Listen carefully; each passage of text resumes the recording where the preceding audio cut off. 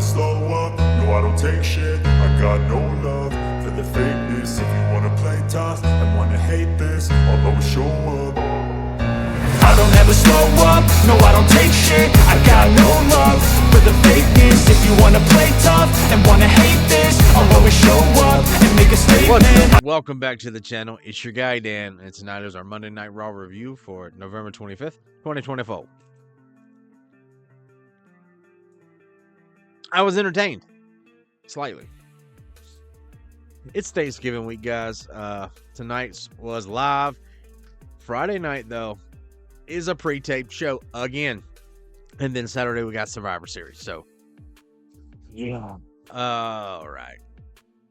They just progressed the story tonight. And we already know what's going to happen on Friday. I'm still going to do a video, but we're just going to wait till Friday to go through that stuff. So, let's get to the review. I do not want to keep you guys here all night. We'll start off with Gunther, and I don't know her name.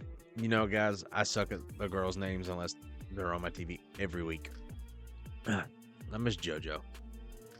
But Gunther started out the night. She played a recap of last week where he tried to sneak attack Damian Priest, and Damian took it to his ass. He whooped Gunther's ass.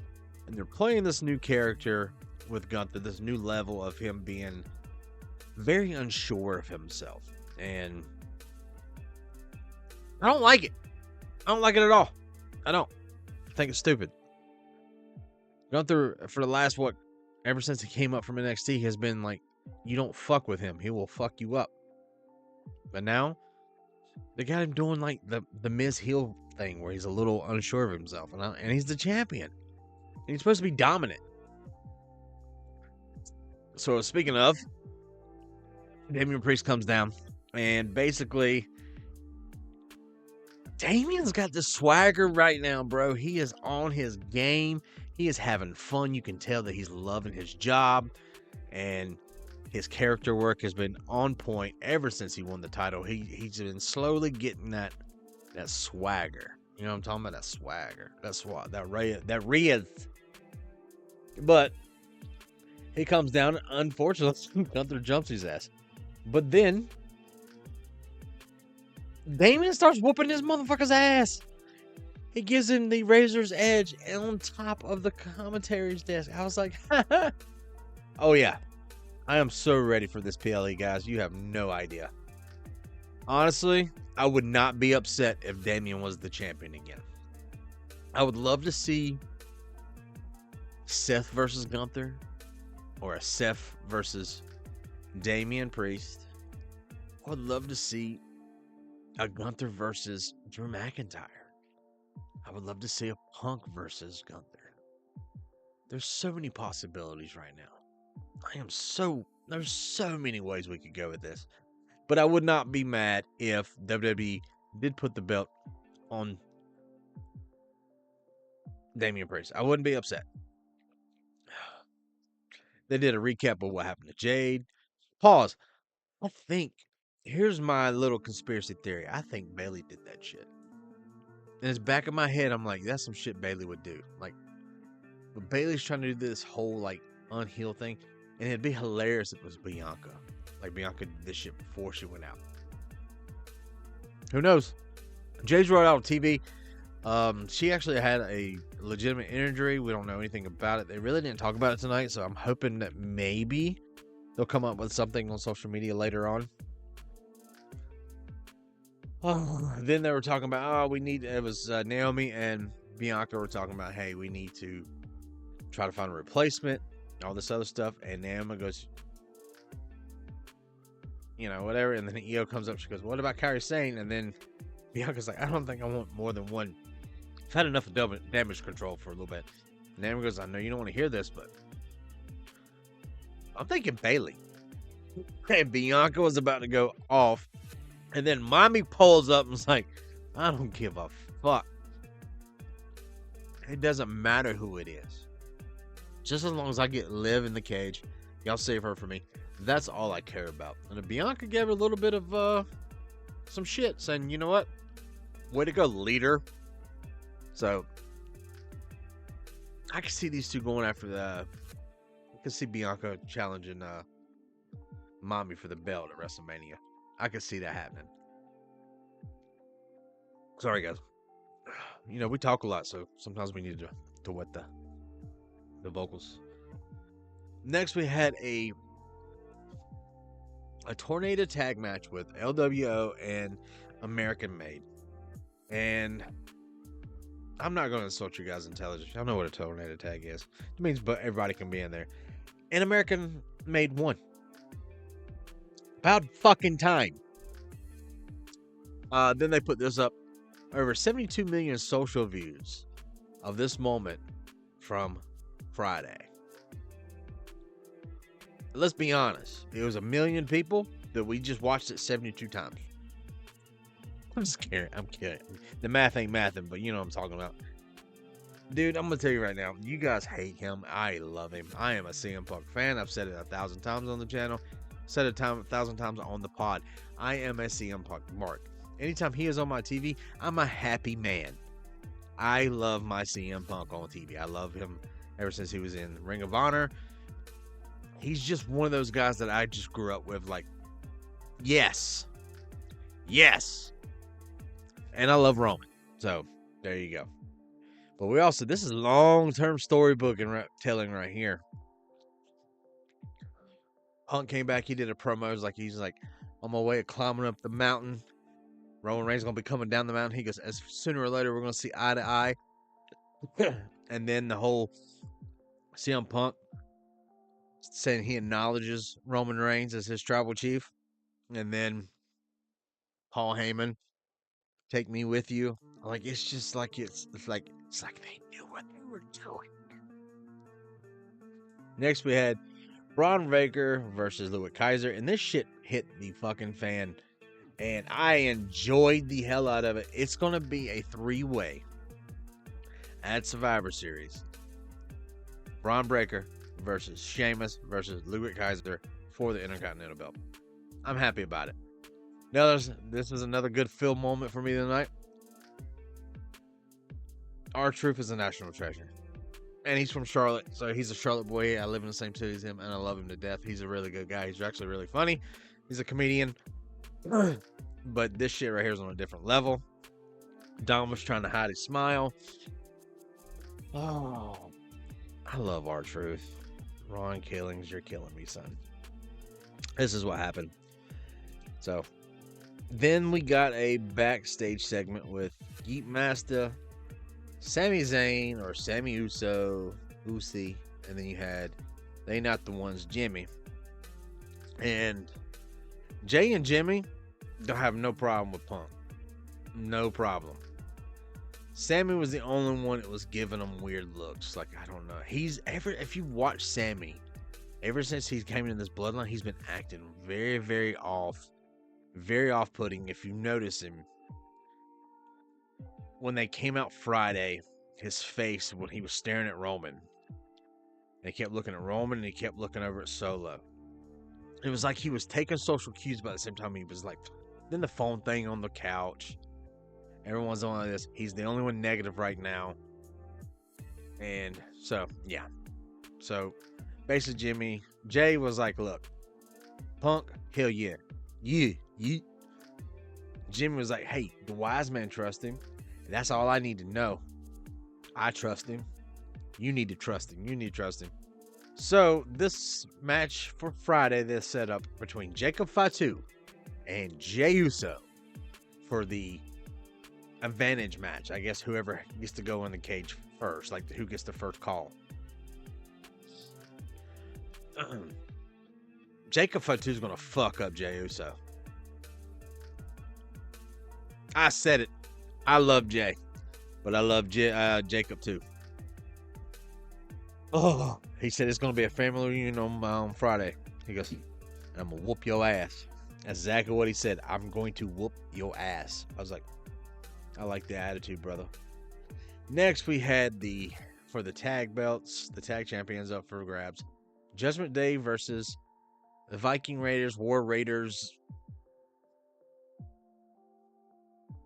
I don't fucking know. Bubba Gump and his sister. I don't fucking know. Anyway, they won. Dom got involved, and then Finn took advantage, and they retained. Shitty, but they did. Next, we had the quickest match ever. Like, you blink and you would miss it. It was Alpha Academy versus the New Day. And they lost in like record fashion, and it was Xavier's fault. Kofi was in. Before Kofi was in, Xavier tagged, and then yeah, they lost. And this shit continued in the back, and these two went out for blood. These boys were cooking. They were on their game. Kofi was throwing shots. Xavier was eating them shits.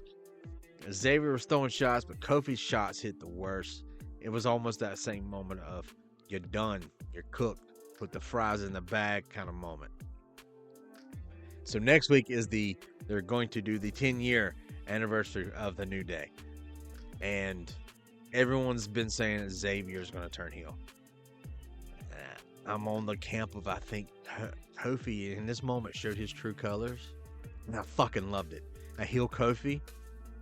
That's fantastic. I've seen a heel of Xavier. We've seen heel. You've never seen a heel Kofi. Can you feel the power of negativity? This shit was so good. I love it. And of course, as always, here's my thing about this, and I know this might run a little long, and I'm sorry I'm rambling, but this shit right here pisses me off.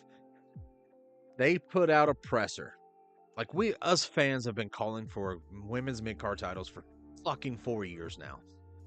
Probably longer than that, but we've been doing it. And then when we got the U.S. woman belt, we're all right, we got that. They're doing Raw and SmackDown, and they're doing the tournament thing. I'm like, all right. They put out feelers, and they said they were not going to do this. They were not going to do this. They were not going to put another mid-card title, because let's be honest, people. Right now, you got the Women's United States tournament going on. It's Raw and SmackDown females, right? And then you got the tag titles. And then you got the 2 women's championships, right? Our roster's not big enough to handle the tag titles.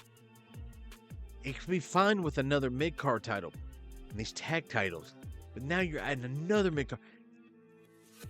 They better be bringing up fucking females from NXT with the fucking quickness.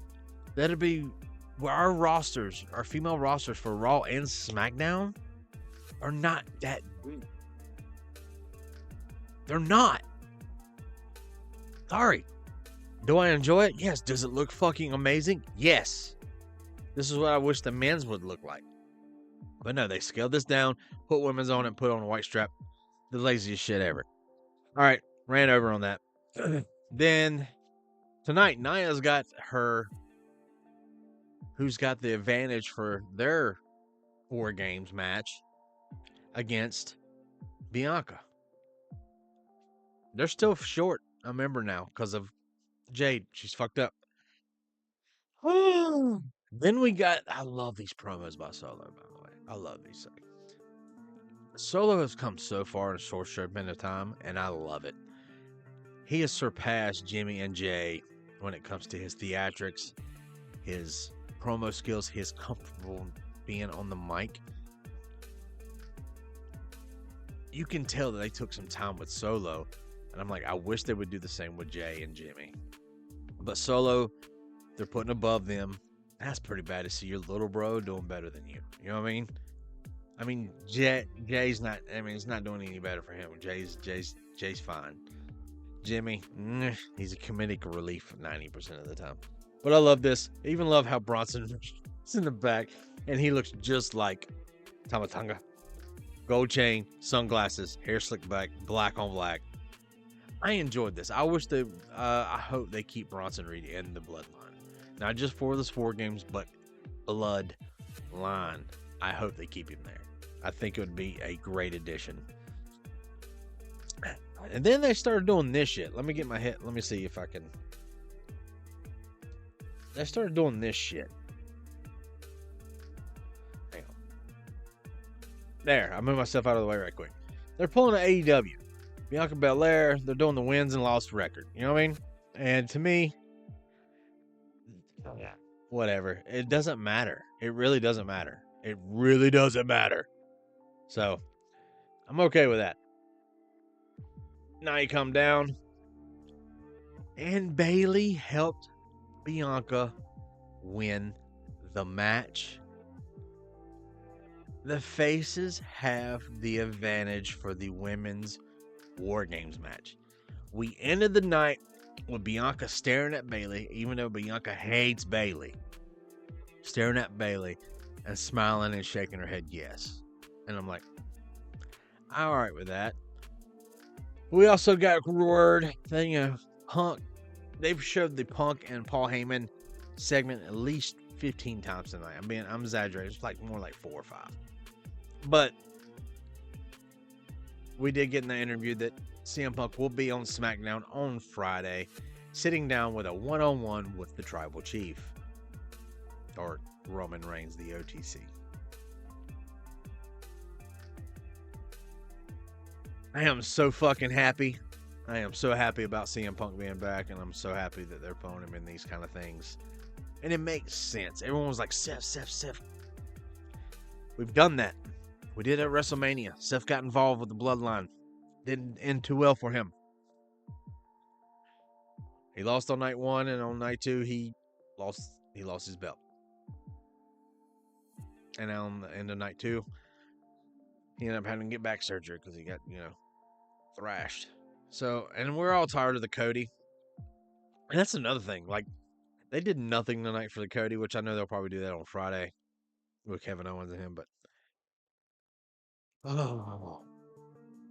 I cannot wait for this PLE, guys. I'm telling you. I am a huge Royal Rumble fan.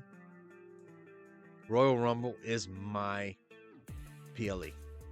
It's always around my birthday.